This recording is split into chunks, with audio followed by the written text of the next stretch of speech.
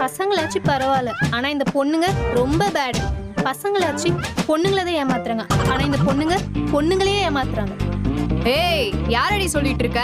ஏய், நான் இவள இது என்ன சொன்னியா?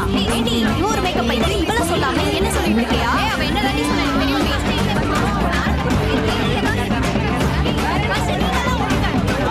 எப்படி மாப்ள? டேய் மாப்ள, சிம்பிள்ரா. பொண்ணுங்களை பொறுத்த வரைக்கும் கொளுத்தி போட்டா போதும், அப்படியே பூகம்பமா வெட்டிச்சிரும்.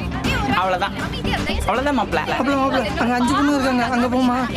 ஆமாப்ல, அடுத்த கிளப்போம்.